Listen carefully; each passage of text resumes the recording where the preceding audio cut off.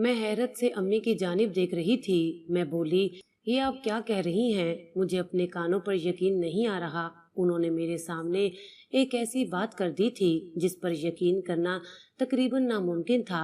मुझे लगा था कि शायद वो अपने हवास में नहीं है। मुझे यही लग रहा था कि अभी वो हंसकर कह देंगी, नूर, मैं तो मजाक कर रही हूँ, मगर तुम तो डर ही गई हो मेरी बच्ची। इसमें डरने वाली तो कोई बात ही नहीं है। मैं तो तुमसे इस कदर मोहब्बत करती हूँ कि तुम्हें एक पल के लिए भी अपनी निगाहों से दूर नहीं कर सकती। मैं अपनी निगाहों से अम्मी का चेहरा कुरेदती रही थी, मगर मुझे वहाँ संजीदगी के सिवा कुछ नजर नहीं आ रहा था। उनकी आंखों में बहुत से तासुरात छुपे हुए थे, जबकि उनका चेहरा बिल्कुल सर्द था, हर जज्बात से आरी। अम्मी कहने लगी, तुम शाम तक तैयार हो जाना, मैं तुम्हारे मुंह से और एक लफ्ज भी ना सुनूं। मैं फटी तो पड़ी थी। जिस माँ ने सारी जिंदगी मुझे सीने से लगाकर रखा था, मेरी हर जायज नाजायज ख्वाहिश पूरी की थी। मेरा घराना मेरे दम से आबाद था, और अब अम्मी के मुंह से ये अल्फाज सुनकर मैं दंग ना रहती तो और क्या करती। मैं बोली, अम्मी, मैं आपको साफ साफ बता रही हूँ, मैं इस पागलपन में आपका साथ नहीं दूंगी।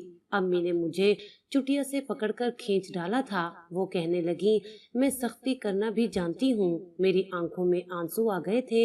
मुझे बहुत दर्द हो रहा था। मुझे अपनी माँ से इस किस्म के रवैये की तवक्का नहीं थी। आज तो ऐसा ही लग रहा था जैसे वो मेरी सकी माँ नहीं बल्कि मेरी दुश्मन हो। मैं बोली, अम्मी, मुझे अपनी मजबूरी बता दें। अगर मेरी समझ में आपकी बात आ गई तो ठीक है, नहीं तो मैं आपके इस जज्बाती फैसले की भीड़ नहीं चढ़ूंगी।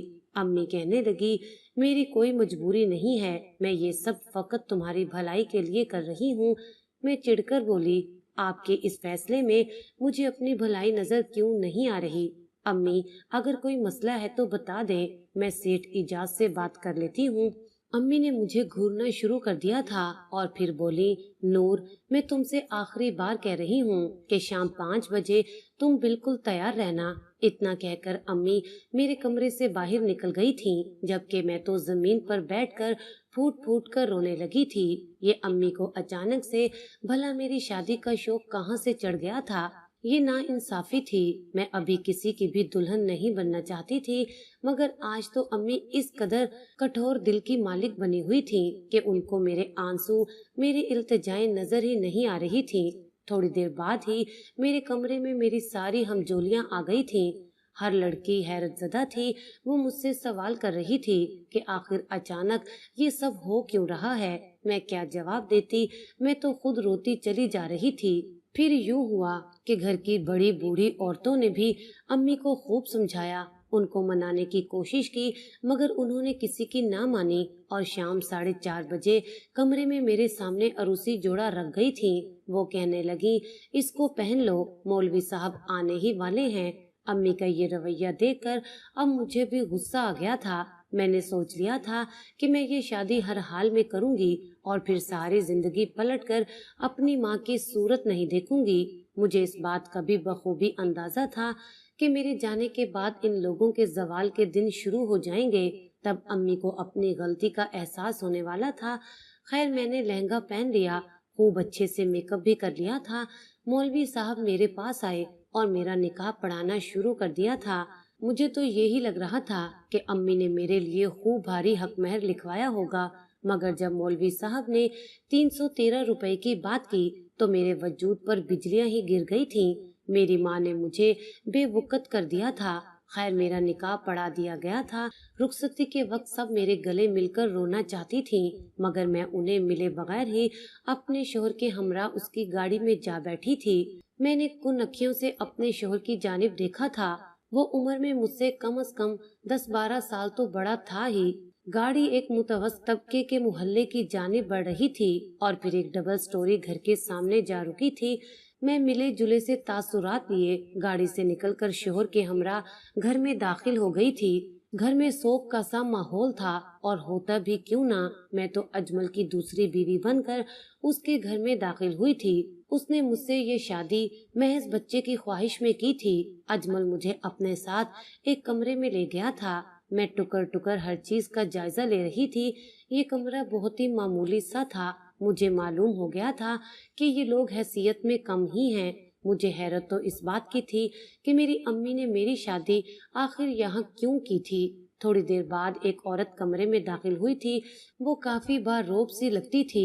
کہنے لگی، اچھا تو میری بہو آ گئی، مجھے معاف کرنا، میری طبیعت ٹھیک نہیں رہتی، اس لیے رسمیں نہیں کر سکتی میں مسکرا کر بولی، کوئی بات نہیں۔ وہ میرے پاس بیٹھ گئی اور بولی، نور تم جانتی ہو کیا، یہ اجمل اپنی بیوی کے اشاروں پر ناچتا ہے، اس کی آنکھوں سے دیکھتا ہے اور اس کے کانوں سے ہی سنتا ہے۔ میں کوئی عام سی لڑکی بھی بیاہ کر گھر لا سکتی تھی، مگر تم جانتی ہو کیا میں نے تمہارا انتخاب کیوں کیا؟ کیونکہ مجھے 100% یقین ہے تم بہت جلد اجمل کو اپنے قابو میں کر لو گی۔ تم بہت حسین ہو، وہ ایک بار تمہارا دیوانہ ہو جائے، پھر دیکھنا اس گھر میں دولت کی ریل پیل کیسے ہوتی ہے۔ یہ تو اس منحوس نسرین کے نصیبوں نے ہم سے رزق چھین لیا، نہیں تو ہم جدی پشتی امیر تھے، کوٹھیوں کے مالک تھے۔ پھر میری ساس مجھے دعائیں دیتی ہوئی اٹھ کر باہر چلی گئی تھی۔ ابھی بھی میں اس شادی کا مقصد سمجھ نہیں پائی تھی۔ مانا کہ اجمل کے خاندان کے پاس کبھی پیسہ ہوتا ہوگا، مگر ابھی تو وہ بالکل کنگال تھا نا۔ پھر امی نے ایک غریب آدمی کے ساتھ میری شادی کیوں کر دی تھی؟ تقریباً آدھے گھنٹے کے بعد اجمل کمرے میں داخل ہوا تھا۔ اس کے چہرے پر سنجیدگی طاری تھی۔ اس نے میرے چہرے سے گھونگھٹ پلٹ تو دیا تھا، مگر مجھ پر ایک نظر ڈالنا بھی گوارا نہیں کیا تھا۔ اس نے اپنی جیب سے سونے کی انگوٹھی نکال کر میری جانب بڑھا دی تھی۔ میں بولی، منہ دکھائی کا تحفہ ڈبیا میں بند کر کے نہیں دیا جاتا، بلکہ بیوی کی انگلی میں پہنایا جاتا ہے۔ اجمل میری بات سن کر چونک گیا تھا اور اس نے بڑی حیرت سے میری جانب دیکھا تھا۔ میں اس کی جانب دیکھ کر مسکراتی رہی تھی۔ میں اپنی ادائیں دکھا کر اجمل کو اپنی مٹھی میں لینا چاہتی تھی، کیونکہ میں کسی بھی صورت واپس اپنی ماں کے گھر جانا نہیں چاہتی تھی۔ شادی کی پہلی رات اجمل نے مجھ سے فقط اتنا کہا تھا کہ نسرین کی طبیعت خراب ہے اور مجھے اس کے پاس جانا ہے۔ میں نے سر ہلا دیا تھا۔ میں بولی، اگر زیادہ خراب ہو گئی ہے تو ڈاکٹر کے پاس لے جائیں۔ میری اس بات نے بھی اجمل کو حیران کر دیا تھا۔ گویا کہ میری عمر کم ہی تھی، لیکن مجھے لوگوں کے دلوں کی تاروں سے کھیلنے میں بڑی مہارت حاصل تھی۔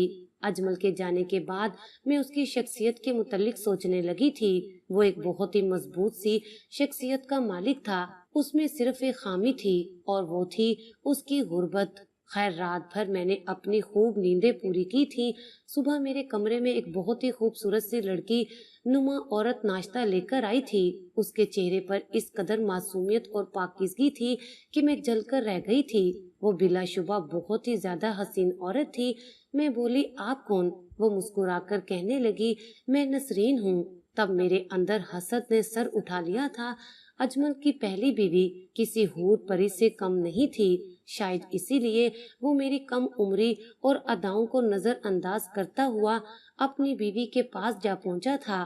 نسرین کہنے لگی، نور تمہیں کسی بھی چیز کی ضرورت ہوئی تو بلا جھجک مجھ سے کہہ دینا، میں تمہاری بڑی بہنوں کی طرح ہوں، میں تمہارا ہر ممکن خیال رکھوں گی، کیونکہ تم میرے لیے بہت اہم ہو، تم میرے شوہر کو وارث دینے والی ہو۔ میں نے سر ہلا دیا تو نسرین اٹھ کر باہر چلی گئی۔ مجھے تو لگا تھا کہ نسرین میرے ساتھ مقابلہ بازی کرے گی، لڑتی جھگڑتی رہے گی، اس طرح میں اجمل کو اس سے منتفر کر دوں گی، مگر یہاں تو ہر چیز میری توقع سے برعکس جا رہی تھی۔ اجمل اور نسرین کی جوڑی بلا شبہ چاند اور سورج کی جوڑی تھی۔ شاید انہیں کسی کی نظر لگ گئی تھی، جبھی تو وہ اولاد کی نعمت سے محروم رہے تھے۔ میری اجمل کے ساتھ شادی کو پورا ایک ہفتہ ہو گیا تھا، مگر اس ایک ہفتے میں اس نے مجھ سے پورے 7 جملے بھی نہیں بولے تھے۔ وہ ہر رات نسرین کے کمرے میں چلا جایا کرتا تھا۔ مجھ سے یہ سب برداشت نہیں ہوتا تھا، کیونکہ میں شروع سے ہی بہت توجہ کی عادی تھی۔ لوگ میری راہ میں پلکیں بچھاتے تھے اور یہاں میرا شوہر میری طرف دیکھنے کا بھی روادار نہیں تھا۔ میری ساس میرے پاس آ کر بیٹھی تو کہنے لگی، بہو اب تم جلدی سے مجھے خوشخبری سنا دو، میرے کان ترس گئے ہیں اس خبر کے لیے۔ میں معصوم سا چہرہ بنا کر بولی، اجمل تو میرے کمرے میں آتے ہی نہیں ہیں، پھر میں آپ کو خوشخبری کیسے سنا دوں؟ میری بات سن کر میری ساس کا چہرہ اتر گیا تھا۔ وہ کہنے لگی، میں ان دونوں کے سروں سے عشق کا بھوت ابھی اتارتی ہوں۔ میں نے آنکھوں میں آنسو بھر لیے اور بولی، خدارا میرا نام نہیں آنا چاہیے۔ میری ساس بولی تم بے فکر رہو۔ یوں اجمل ہر رات کی طرح اپنی امی کو دھوکہ دینے کی خاطر کمرے میں آیا اور صوفے پر بیٹھ کر گھڑی کو دیکھنے لگا۔ 10 منٹ بعد وہ اٹھا اور بولا میں ذرا نسرین کے پاس جا رہا ہوں، تم کمرے کو اندر سے کنڈی لگا لو۔ میں نے اس بات میں سر ہلا دیا تھا۔ ابھی تھوڑی ہی دیر گزری تھی کہ مجھے صحن سے لڑائی کی آوازیں آنے لگی تھی۔ میں کمرے کی کھڑکی کے پاس جا کر کھڑی ہو گئی تھی۔ میری ساس بہت غصے میں لگ رہی تھی۔ وہ اجمل سے کہہ رہی تھی کہ تم ابھی اور اسی وقت اس نسرین کو طلاق دے کر گھر سے نکالو۔ میں نے تمہاری نور کے ساتھ شادی کسی خاص مقصد کے تحت کروائی تھی۔ وہ کوئی شو پیس تو نہیں ہے نا جسے تم نے اپنے کمرے میں سجا کر رکھ دیا ہے۔ میری ساس کا پارا آسمان کو چھو رہا تھا۔ نسرین رو رہی تھی جبکہ اجمل نادم سا کھڑا تھا۔ اس ساری صورتحال سے میں بہت زیادہ لطف اندوز ہو رہی تھی۔ تھوڑی دیر بعد میرے کمرے کے دروازے پر دستک ہوئی تو میں نے دروازہ کھول دیا۔ میری ساس کہنے لگی نور تم جانتی ہو نا میں نے تمہیں اپنی بہو کیوں بنایا ہے؟ میں نے اس بات میں سر ہلا دیا تو وہ کہنے لگی پھر بھی تم نے مجھ سے کچھ نہیں کہا کہ تمہارا شوہر تمہارے پاس آتا ہی نہیں ہے۔ تم بہت بڑی بدھو ہو۔ اب تم دونوں میری ایک بات کان کھول کر سن لو، جب تک میرے گھر میں ننھے سے مہمان کے رونے کی آواز نہیں گونجتی تب تک تم نسرین کے پاس نہیں جاؤ گے۔ نور اگر تمہارا شوہر رات کے وقت کمرے میں نہ آیا تو تم مجھے بتا دینا۔ میں نے سر ہلا دیا تو میری ساس باہر نکل گئی تھی۔ اجمل بڑا بے بس دکھائی دے رہا تھا۔ وہ بیڈ پر بیٹھ گیا اور بولا میں جانتا ہوں آج کی رات نسرین پر قیامت کی طرح گزرے گی۔ میں خاموشی رہی تھی۔ پھر اجمل بولا میں اور نسرین ایک دوسرے سے بے حد محبت کرتے ہیں۔ نور میں جانتا ہوں کہ میں تمہارے ساتھ ناانصافی کر رہا تھا، مگر تم نے سنا تو ہوگا ہی کہ محبت میں انسان بالکل اندھا ہو جاتا ہے۔ میں نسرین کی محبت کے آگے خود کو بے بس محسوس کرتا ہوں، لیکن وعدہ کرتا ہوں کہ آج سے تمہارے ساتھ بھی ناانصافی نہیں ہوگی۔ میں نے بھی خود سے وعدہ کر لیا تھا کہ بہت جلد میں آپ کے دل سے نسرین کو نکال باہر کروں گی۔ یوں میری اور اجمل کی شادی شدہ زندگی کا آغاز ہو گیا تھا۔ صبح جب میں کمرے سے باہر نکلی تو مجھے نسرین کے چہرے پر موت کسی زردی نظر آئی تھی۔ وہ بے تحاشا افسردہ لگ رہی تھی۔ خیر نسرین سارا دن میری خدمت کرتی رہتی تھی اور میں بھی اس کے ساتھ اچھے طریقے سے ہی پیش آتی تھی۔ چندی ہفتوں بعد میری طبیعت بہت بگڑ گئی تھی۔ دائی کو بلایا گیا تو اس نے خوشخبری سنا دی تھی۔ میری ساس تو مانو خوشی سے مرنے ہی والی ہو گئی تھی۔ اجمل بھی بہت خوش تھا، مگر میں نے محسوس کیا تھا کہ نسرین ہم سب سے چھپ چھپ کر آنسو بہا رہی تھی۔ اب تو مجھے گھر میں ملکہ کی طرح رکھا جانے لگا تھا۔ میں نسرین سے سارا دن اپنی خدمت کراتی تھی۔ اس طرح میری انا کو سکون ملتا تھا۔ میرے دل میں یہ بھی خیال آتا تھا کہ کہیں ایسا نہ ہو کہ نسرین میرے کھانے میں کچھ ایسا مکس کر دے جس سے میرا حمل ضائع ہو جائے۔ پھر میں سوچتی کہ اگر ایسا ہو گیا تو یہ سب سے اچھا ہو جائے گا، کیونکہ پھر اس طرح سے میں نسرین کو طلاق دلوانے میں کامیاب ہو سکتی تھی۔ اب آپ سوچ رہے ہوں گے کہ میں ایسا کیوں چاہتی تھی، تو بات یہ تھی کہ مجھے اجمل سے محبت ہو گئی تھی۔ میں اس کی زندگی میں کسی اور کو برداشت نہیں کر سکتی تھی، مگر میرے حمل کے پورے 9 ماہ خیر و عافیت کے ساتھ گزر گئے تھے۔ نسرین نے مجھے کوئی نقصان نہیں پہنچایا تھا۔ یوں میں نے 9 ماہ بعد ایک خوبصورت اور تندرست بیٹے کو جنم دیا تھا۔ میرے تو قدم زمین پر نہیں لگ رہے تھے۔ سبھی بہت خوش تھے، مگر میری خوشی کا کوئی ٹھکانہ ہی نہیں تھا۔ مجھے تو یہی لگ رہا تھا کہ اجمل اب بس میری مٹھی میں آ جائے گا، مگر تب مجھے احساس ہوا کہ میں تو سارا دن بچے کے ساتھ رہتی ہوں، جبکہ اجمل اور نسرین پھر سے پیار کی پینگیں بڑھانے لگے تھے۔ اور اس ساری صورتحال میں میری ساس کو کسی قسم کی کوئی دلچسپی نہیں تھی۔ اس کے لیے یہی کافی تھا کہ میں نے اسے پوتا دے دیا ہے۔ اب مجھے احساس ہوا کہ میں تو ان لوگوں کے لیے ایک بیکار چیز بن کر رہ گئی ہوں۔ ہر کوئی بچے کے ساتھ خوش ہے، جبکہ میں تو پس منظر چلی گئی ہوں۔ میں نے اجمل کو اپنی جانب متوجہ کرنے کی بہت کوشش کی تھی، مگر ناکام رہی تھی۔ یہ سب دیکھ کر میرا خون جلتا رہتا تھا۔ نسرین میرے بچے سے بہت پیار کرتی تھی۔ میں چاہتی تھی کہ وہ میرے بچے سے دور رہنے لگے، کیونکہ جب میں اسے اپنے لال احمر کے ساتھ دیکھتی تھی تو مجھے یہی ڈر لگتا تھا کہ ایک دن ایسا نہ ہو جائے کہ احمر نسرین کا عادی ہو جائے اور اس چیز کا فائدہ اٹھا کر اجمل مجھے گھر سے نکال دے۔ شام کے وقت میں اپنے کمرے سے باہر نکلی تو میں نے گھر کو خالی پایا تھا۔ میں بولی نسرین گھر والے کہاں ہیں؟ وہ بولی آنٹی تو پڑوس کے گھر گئی ہیں، جبکہ اجمل اپنے کسی دوست کے پاس گئے ہیں۔ میں نے اس موقع کو غنیمت جانا تھا اور نسرین کے پاس جا کر بیٹھ گئی تھی۔ میں آج اسے اپنی اصلیت بتا دینا چاہتی تھی۔ میں بولی نسرین تم ایک طوائف کے بچے سے اس قدر پیار کیوں کرتی ہو؟ میری بات سن کر نسرین کا منہ کھلے کا کھلا رہ گیا تھا۔ وہ بولی تم یہ کیا کہہ رہی ہو؟ طوائف کا بچہ کون ہے؟ میں بولی احمر، میں ایک طوائف تھی۔ میری بات سن کر تو گویا نسرین پر بجلیاں گر گئی تھیں۔ وہ کہنے لگی تم یہ کیا کہہ رہی ہو؟ یہ ناممکن ہے۔ تو میں بولی نسرین اس دنیا میں ناممکن کچھ بھی نہیں ہوتا۔ تمہیں ایک بات بتاتی ہوں، میں اپنے کوٹھے کی سب سے خوبصورت طوائف تھی۔ چونکہ میں کم عمر بھی تھی اس لیے سب لوگ میرا رقص دیکھنا ہی پسند کرتے تھے۔ مجھ پر نوٹوں کی برسات کر دی جاتی تھی۔ سب طوائفیں یہی کہتی تھیں کہ میں نے اس کوٹھے کی قسمت بدل دی ہے۔ دولت کی ریل پیل ہو گئی تھی۔ ہمارے حالات بہت بہتر ہو گئے تھے۔ سب کچھ بہت اچھے طریقے سے چل رہا تھا۔ مجھے اکثر بڑی بوڑھی طوائفیں سمجھایا کرتی تھیں کہ کسی مرد کے جنگل میں مت آنا۔ مردوں کی عادت ہوتی ہے جو بھی طوائف مشہور ہو جائے اسے اپنے ہاتھ میں کرنے کی کوشش کرتے ہیں، یہ نہ ہو تمہیں جھوٹے پیار کے جال میں پھنسا لے۔ میں ہنس کر کہتی تھی کہ میں ان مردوں کو اپنے آگے لگا کر رکھوں گی۔ سب کچھ بہت اچھا چل رہا تھا۔ پھر نہ جانے میری امی کو کیا ہو گیا تھا، انہوں نے ایک دن میرے سر پر بم پھوڑ دیا کہ تمہاری شادی کی جا رہی ہے، ایک آدمی ہے، اس کی پہلی بیوی اولاد نہیں دے سکتی اور وہ اولاد کی خاطر دوسری شادی کرنا چاہتا ہے اور میں نے حامی بھر دی ہے۔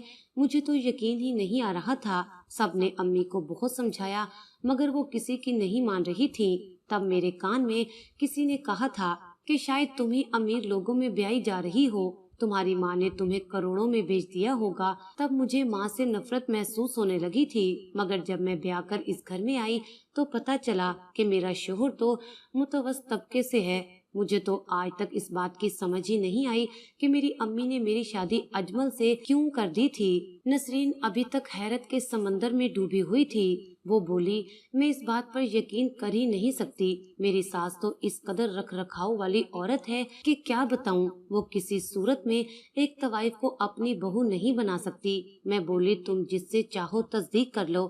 تبھی گھر میں اجمل داخل ہو گیا تھا۔ نسرین جلدی سے اجمل کے پاس گئی اور بولی اجمل کیا نور سچ میں طوائف ہے؟ اجمل نے حیرت سے میری جانب دیکھا اور بولا تم نے اپنا سچ کیوں بتا دیا؟ پھر نسرین سے بولا ہاں نسرین، نور جہاں سچ میں ایک طوائف تھی۔ تب نسرین بولی آپ نے یہ سب کیوں کیا اجمل؟ آپ نے اپنی نسل آگے بڑھانے کے لیے ایک طوائف زادی کو کیوں چن لیا تھا؟ آپ کسی شریف عورت سے بھی تو شادی کر سکتے تھے نا۔ اجمل خاموش ہی رہا تھا۔ میں نے محسوس کیا تھا کہ اس دن کے بعد سے نسرین مجھ سے کھچی کھچی رہنے لگی تھی اور میں یہی تو چاہتی تھی۔ اب مجھے مناسب موقع کی تلاش تھی اور پھر وہ دن آ ہی گیا تھا جب نسرین احمر کے ساتھ کھیل رہی تھی، جبکہ میں یہ سارا منظر دور سے بیٹھ کر دیکھ رہی تھی۔ نہ جانے بچہ نسرین کے ہاتھوں سے پھسل کر نیچے کیسے گر گیا تھا۔ نسرین تو خوف سے تھر تھر کانپ رہی تھی، جبکہ میں نے شور مچا دیا تھا کہ نسرین نے جان بوجھ کر میرے بچے کو نیچے پٹخ دیا ہے، وہ اس کو مارنا چاہتی ہے۔ میری ساس اور اجمل بھاگ کر جائے وقوع پر پہنچ گئے تھے۔ بچہ بری طرح سے بلک رہا تھا۔ میری ساس نے نسرین کے منہ پر تھپڑ دے مارا تھا۔ وہ اللہ اور اس کے رسول کی قسمیں کھانے لگی تھی کہ میں نے ایسا کچھ نہیں کیا۔ تب اجمل ایک دم سے دھاڑا تھا۔ وہ بولا بکواس کرتی ہو تم، میں جانتا ہوں کہ تم نے میرے بچے کو مارنے کی کوشش کی ہے، کیونکہ تم سے یہ بات برداشت نہیں ہوئی کہ یہ ایک طوائف سے میری نسل آگے کیوں بڑھی ہے۔ مجھے اجمل سے اس سب کی توقع نہیں تھی۔ خیر میری ساس نے اجمل کو مجبور کیا کہ اسی وقت طلاق دے کر نسرین کو گھر سے نکال دو۔ میری تو خوشی کی انتہا نہ رہی تھی۔ سارا کھیل بالکل ویسے ہی جا رہا تھا جیسے میں نے توقع کی تھی، مگر اجمل نے نسرین کو طلاق نہیں دی تھی اور اس کا ہاتھ پکڑ کر اسے گھر سے نکال دیا تھا۔ ایسا کرنے کے بعد اجمل نے خود کو بھی ایک کمرے میں بند کر لیا تھا اور وہ پھوٹ پھوٹ کر روتا رہا تھا۔ میں نے کندھے اچکا دیے تھے۔ یہ ایک دن کا رونا تھا، آگے تو سکون ہی سکون تھا نا۔ میری ساس بولی دیکھو اجمل کو ذرا شرم نہیں آتی، کس طرح ایک لڑکی کی خاطر رو رہا ہے، یہ شادی سے پہلے بھی ایسے ہی کرتا تھا۔ تم جانتی ہو کیا نسرین اجمل کے چچا کی بیٹی ہے، ان دونوں کی منگنی بچپن میں ہی طے ہو گئی تھی۔ دونوں ایک دوسرے سے بہت محبت کرتے تھے۔ میں بھی اس شادی پر راضی تھی، مگر پھر دونوں خاندانوں میں جائیداد کا تنازع ہو گیا۔ نسرین کے بھائیوں نے بڑی ہوشیاری سے میرے بیٹے کی زمین اپنے نام لگا لی تھی۔